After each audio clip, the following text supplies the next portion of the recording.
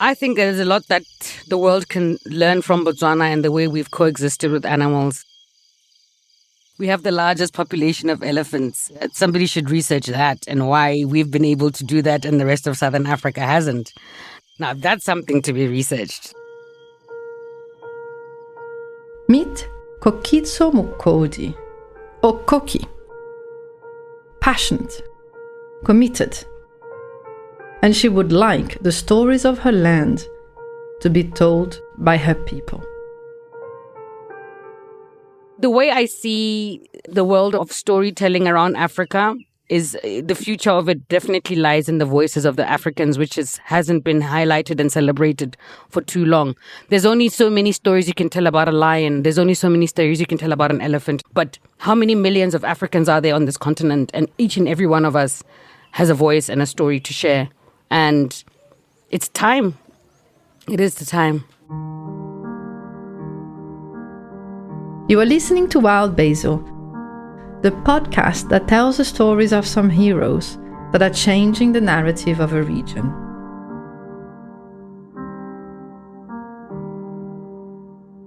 Well, I live in the gateway to the Okavango Delta, which is a town called Maun. And that's where our operations essentially are. And that's where I have made my home with my daughter. If you can imagine the Okavango Delta being a hand that is reaching down, which is quite iconic. I drive all the way to the very top, which is like the thinnest part of the hand. And we cross over into a place that feels very different from the regular Botswana that most people will know.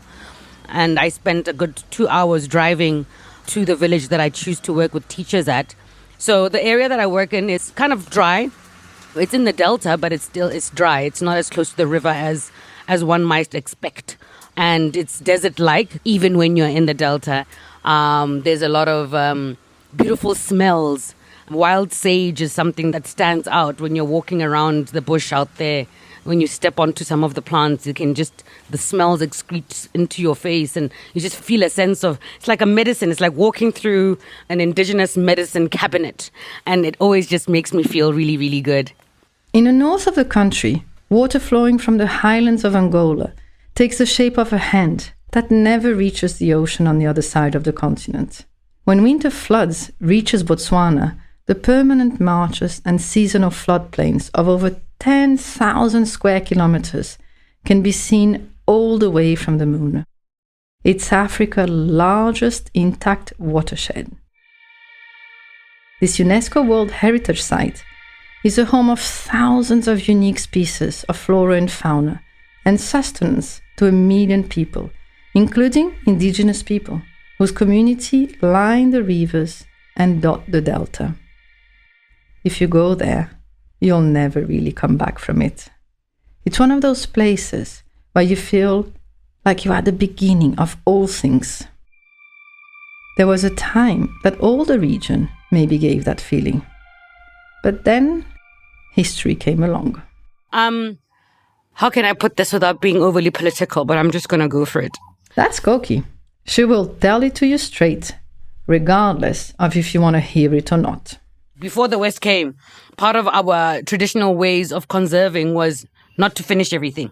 You know, when I was in the Bushman area that I was in, the Bukakwe San of the Okavango, you know, they were telling me stories that even when they went hunting, they would choose which is the weakest one and they would leave the strongest animals and leave those that would thrive, you know, because they were only hunting for food.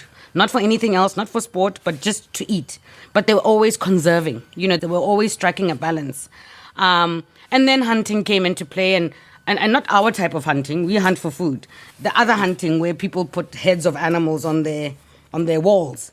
And that kind of disturbed the traditional way of doing things, bringing in money, alcohol, all these other payments for hunting. And that was in the 1800s.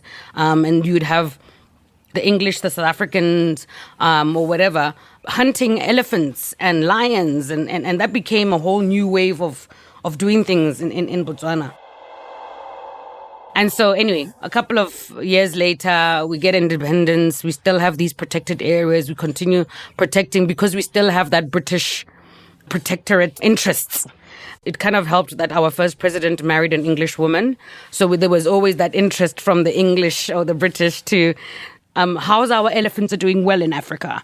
They've never belonged to us, in a sense. They've always been somebody else's, or somebody else was benefiting from them besides us. And we were just in charge of making sure that the stocks were there for somebody else to come and enjoy. Conserving biodiversity while simultaneously seeking to use it for humanity's need is a huge challenge, which some suggest is not possible. In an effort to help answer one of the biggest questions in conservation, it can be helpful to look at where we come from. That is often what Koki does. I think because it was never incepted by local indigenous Botswana, this ideal of protection and this ideal of tourism, it's always been the interests of other people. So it wasn't important for the education of these wild spaces to be for the Botswana. So yeah, there were some selfish interests in some of the conservation activities or conservation decisions that were made. Selfish interests of certain leaders and their friends who have benefited hugely from the tourism area and the hunting over the years. And then, leadership changed.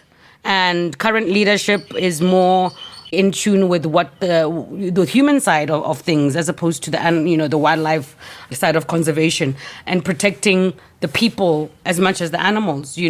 We have the biggest population of elephants. Why is that?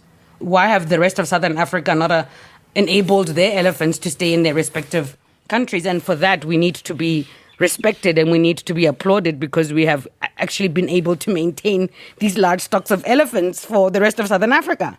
And so, it's a very cloudy topic, but I personally believe that it's been a somewhat deliberate move to keep the local person undereducated when it comes to issues of conservation and development, because it best suits certain pockets of society to have that power. Our continued use of biodiversity to improve our well-being is sadly all too often in conflict with our efforts to conserve it. Historically, in Botswana, before Western education came in, education was something that was information that was passed on from generation to generation orally. We don't have books. We would talk around a fire and talk about, our elders would tell us experiences. And that's something that still kind of exists, not as much anymore because of tablets and phones and smartphones. But, when you go deeper into these rural areas, you still find those kind of communities of people sitting around a fire. But, education is a huge part of what I have committed my life to, because of the privileges that I had in my education. I had a private education throughout. I had the luxury of going to university. I've had the privilege of traveling. I've had the privilege of going outside of the country to go and study. And my dream is for every young person to have those opportunities. More than the wild, it's about local knowledge and bespoke solutions. Koki is working on this quest and would like to open the way to others. How did she get there? I grew up in Gaborone, which is quite a small city compared to many African cities.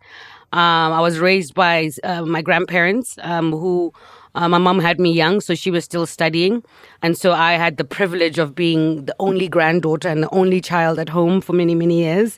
And so I was quite spoiled. And I went to a private school in a very close-knit community with civil servant parents and an educator as a grandmother. And it was a lot of concrete, yes, some green spaces. I never really explored wildlife within the city. I can't say that. But my first ever wild experience was going to my grandfather's cattle post with him. And that's where he kept his cattle. But there were always the sounds at night of jackals and the sounds of strange things at night, nocturnal animals. That was always a curiosity in me of what is that and how do I hear it again, And that was my grandfather's way of teaching me something that he didn't have or I didn't have the privilege of having. But tourist activities have always been considered to be more of a Western luxury. And so obviously my grandfather broke the mold by exposing us to going out within our country and exploring things that are different. And, that kind of continued edging my curiosity. My mom married an explorative person who loves spending time in the bush. He's from England. So again, he had this Western approach to enjoying wildlife and to enjoying tourism activities. And I'm just very lucky to have been immersed in a family that has exposed me to exploring that side of my personality.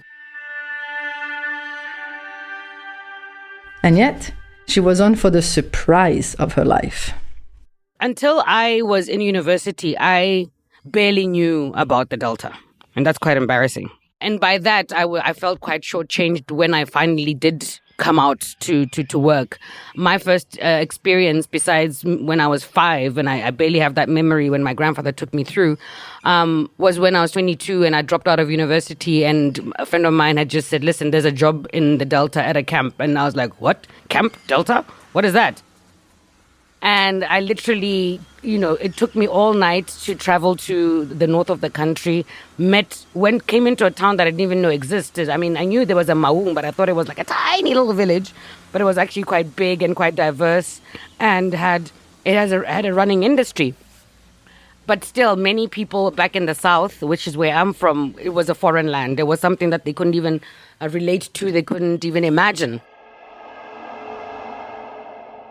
When I finished high school, I was a part of the last group that did national service in Botswana. And so that meant I moved away from home and I actually worked for the wildlife department, which is why I actually latched on to the idea of wild. And I spent a year running around the bush, unclogging water pumps for elephants and just being a wild child. And there was a lot of drinking, a lot of partying, went to university. It's a story that we all are familiar with, partied a lot, experimented a lot. Just, didn't care much for myself and my well-being. And so, I was kind of lost and I didn't have a purpose. I didn't know what I was doing. I found myself in some dangerous situations. And so it was very important to go through that. And so the Delta gave me a sense of difference. I can jump in a car and drive for hours and hours and hours and look for animals. And that for me was fun. I didn't have to be doing it drunk. I didn't have to be, at a bar all the time or looking for a party or looking for a good time. I've been pleased to see over the years a lot of young people taking a leap similar to mine and packing their bags and moving out of Gaborone and coming up north for a sense of something else, Koki had just discovered a magical place. There are no words for it. One of the holy grails of conservation. That discovery and the realization that she didn't know what was in her own backyard would be a spark later. But one more twist before we get there. Literally, on the dance floor. When I was doing my national service, I spent 3 months going to high schools with some of the wildlife officers, and they would be teaching young people about wildlife and wildlife encounters and wildlife safety. And I didn't realize until now that was actually a moment when I realized that that's something that I enjoyed because, one, I was young, I was closer to the high school kids' age, and I was able to share with them something that was relevant to them. By then, there was no opportunities in higher education to study tourism or to study anything that could feed into that. I didn't do any science at school because I was always afraid of science. I'd always considered it to be for the smart kids. And I've always loved seeing the reaction of people when I teach them about the Delta, or when I teach them about animals, when I teach them about something. And that kind of was the beginning of where I am now. It took quite a while and I needed to go through all the motions, each and every moment. Bad, good, whatever. I needed to go through every single step of life that I went to get here, to get the full perspective. Wilderness cannot be explained. You need to let it in and feel it. Koki saw the open door and went in. When I started working in the bush in the middle of nowhere, and I was just in awe, but I felt a sense of belonging because I could use the little skills that I already had. I spoke pretty good English, so that helped. And I was keen to learn and I was eager to learn. And so I was able to go back home. Every time I went on holiday, I'd try and teach. I'd tell people where I'd been and they were like, where? Who? And so to this day, people are still kind of detached from the opportunities of the Okavango Delta. I mean, there's more and more presence. People are coming and there's a lot of domestic tourism now. People are more open to traveling, but it's not necessarily for the wild spaces. It's more for the fun. I mean, people call Maun the Miami of Botswana. It's a place where people can come and enjoy and go on a boat, go on Mokoro. So there's a lot more of a movement from, that young people are coming to Maun as opposed to going into immersing themselves deeper into the wild spaces. So there's a lot of education opportunities there and exposing different aspects of the Delta to the whole country. Koki worked for years trying to open this magical door to others. She was committed to enable her fellow Botswanans to discover what was in their backyards as well, and to feel the enchantment. But this was not working. All the visits and no magic. The reason I started it was because of the declining academic results of the students in that part of the area. It was very sad for me to see that the students in the richest natural resource that we have were the ones that were performing the worst. And for me, that doesn't make sense. I don't know if I'll ever make it make sense, but I'm going to do everything in my power to try and make it right and connect the dots. The educator expeditions essentially started in 2018. And prior to that, I'd been working with a tourism operator that does some conservation work. And I started their community outreach division. And for 7 years, I took groups of children into the luxury camps to kind of open their experiences up and to, show them something different and animals that they wouldn't have otherwise been able to come so close to, animals that they've always been afraid of. They were able to enjoy and just watch. And the purpose behind that was to obviously create conservationists of the future. But for many years, I was very aware that when they go back home, they go back home. They go back to their normal way of life, their regular struggles. These 3 days away are just a holiday, but at the end of the day, they still have to go and deal with the challenges of walking through herds of elephants or being susceptible to human-wildlife conflict, of lions and leopards and that's their regular life. And kids always get messages and stories like that. And there were many other organizations that were doing similar work. And so I went away for a year. I went and spent a year in New York at the Mandela Washington Fellowship, and I had like an epiphany. The teachers themselves don't have programs that sensitize them to the environment. And particularly the teachers in the Delta don't come from the Delta. Very few of them come from this area. Lots of them come from the central part of the Botswana or the southern part of the Botswana, where they never get an opportunity to see any kind of wildlife. And so I came up with this concept of having an educator expeditions to sensitize educators specifically into the wildlife spaces where they work at. We have had many challenges of a big teacher turnaround. Many teachers, as soon as they get into these rural areas, want to immediately leave because it's so far, because it's so remote, because it doesn't have the resources that most urban villages or urban schools would have. And so over the years, as I've been visiting these villages, there's always a new face, there's always a new teacher, there's always somebody new to teach. So the part of my educator expedition is to garnish these schools with these practical resources so that the kids are able to have a better chance of doing better in their overall academic results. The educator expeditions that I am a project leader of are essentially opening up the curiosity of the educators. Many of the kids that I worked with in the past, which is why I work with teachers now, completely get what nature is and what it serves its purpose. The kids that are in these landscapes are so connected with their indigenous heritage and their cultural identity and their environmental identity. They are the kind of kids that will go and tell you the medicinal purposes of almost every tree in their backyards, and their teachers don't really appreciate that. And so what my educator expeditions do is that we immerse these teachers into spaces that they would normally not be availed to, in order to connect them better with their students. They need to also have an appreciation of the indigenous identity of their students so that in the classroom it becomes less difficult to explain certain subject matter. So having the community involved in the education of their own students and their own kids is very, very important. And it's also important for the teachers to appreciate the cultural identity and the cultural knowledge that the people of the very villages that they're teaching have. Like they say, it takes a village to raise a child, and I'm literally trying to bridge those gaps, to create these communities to raise these children. Instead of having the modernity fighting the traditional, Koki found a way to have one complementing the other, and with it, to strengthen interregional and intergenerational relationships. She found a way to open the door to the enchantment of the bush and of the delta that still mesmerizes her.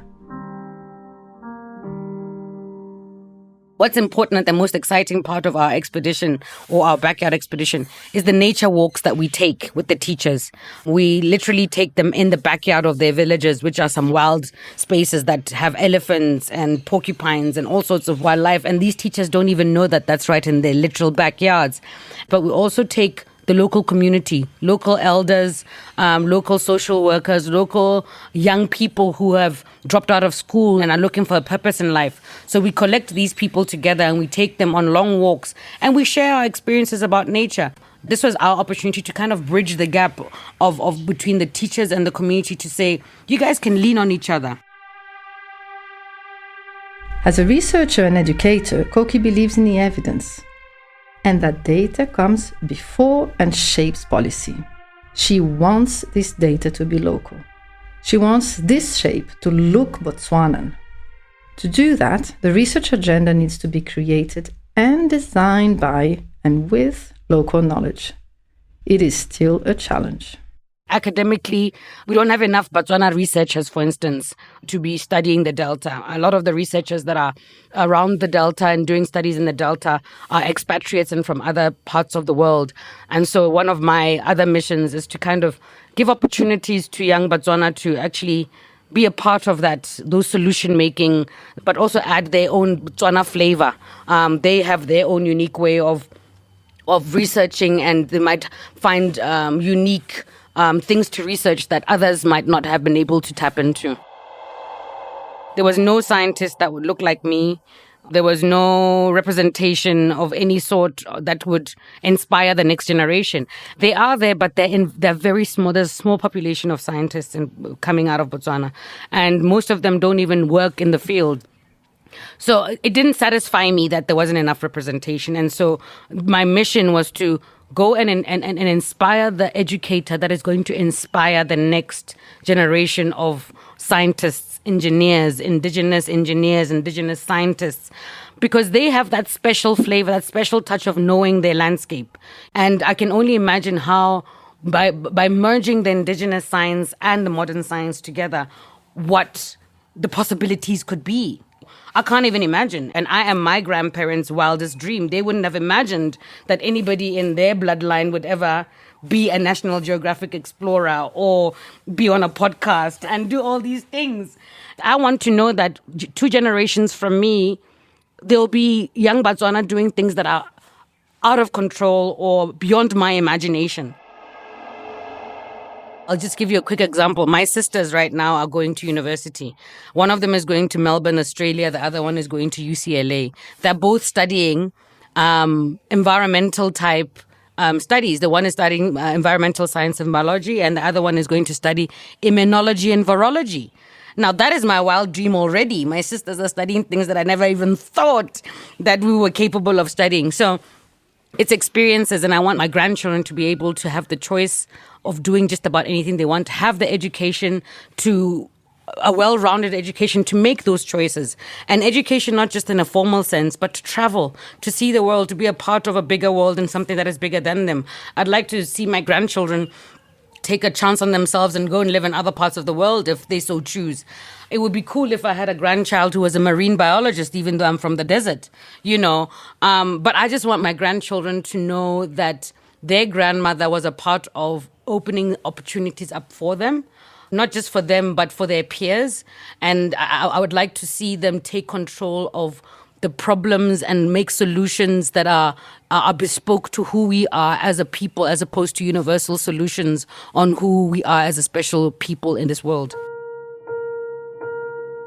If we are the product of our nurture, Koki was born and raised in a very fertile ground. I've been very, very lucky that I was raised by feminists, if I can put it that way. Even my grandfather was a feminist. I don't think he had a choice because he has 3 daughters. And then I was his first grandchild and I'm a girl. And And so, my grandfather has always taught me and my mom and her sisters, that we are capable of being and doing everything, which is why my family has achieved as much as they have. My grandfather was also an ambassador and was exposed to the Western world and exposed my mom and her sisters to the West when they were young. So that ideal of possibility has always been a part of my existence. I know I'm capable. I know I'm worthy and all of that. And so when I came out here, I think the only challenge that I can say I've had as a female leader in this space has been that historically, when people think of conservationists and explorers, the first thing they think of is a white man. And so just demystifying that when I introduce myself to people for the first time and I tell them what I do and who I am, the first thing they kind of want to know is who's my boss. And they're looking for a white man behind me or that I'm going to say, some. And that's been a bit difficult, having to kind of be stern and be, sure about who I am in that sense, knowing that I'm capable and I'm fabulous and all of that. But it's sad that even in this day and age, people in the world of conservation don't realize the power that a woman of color in this space has in terms of influence, in terms of mentorship, in terms of healing an area and adding that aspect of education. I mean, up until now, nobody ever thought about assisting teachers. It took me, because I am a part of the landscape, because I do listen, because I feel, because I have an intuition, because I have all of these emotions, I'm able to look at other things that the white man won't.